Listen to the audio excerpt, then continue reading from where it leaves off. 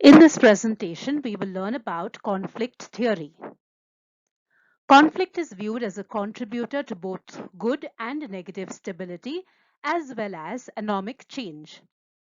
Thus, concepts of social solidarity and stability emerge in conflict theory just as they do in functional theory.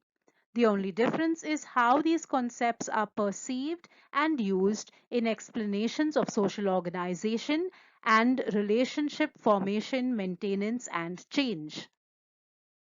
It is critical to treat social groups as basic units rather than individuals from a sociological standpoint. In other words, scientific emphasis is focused on collective conflict rather than individual conflict. Conflict theory is based on the identification and classification of such groupings that may have a prospective or real antagonistic connection. At its most fundamental level, conflict theory assumes that stratification, inequality, and dominance are inherent in all civilizations. The majority of social action is motivated by the desire to maintain disparity or to challenge dominance. Inequality and hierarchy are both caused and exacerbated by unequal distribution of societal resources, which remains a major cause of conflict. As a result of the escalation of conflict to a critical level, social transformation may occur, resulting in a new set of organizational principles that secures the redistribution of social resources. The Russian Revolution, for example, resulted in the overthrow of the monarchy and the establishment of a socialist or communist administration.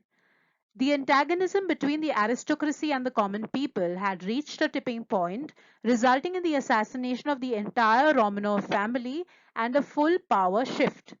Inequality is both a result of and a cause of an unequal power distribution.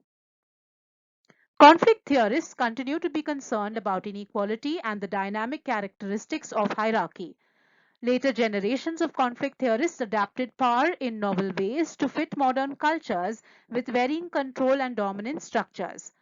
When addressing conflict theory, students must be cautious in their terminology selection since words that appear to be similar but have various meanings, such as differentiation and stratification, as well as contradiction and conflict. Differentiation does not always imply stratification until there is inequality, and contradiction does not always imply conflict unless it triggers a power consolidation and confrontation that leads to action.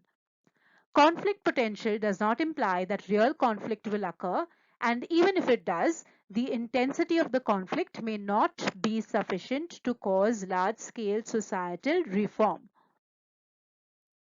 I hope you now have a better understanding of conflict theory. Thank you for watching the presentation. Do like, subscribe, share, and leave your comments about this presentation or any other topics you would like to learn more about.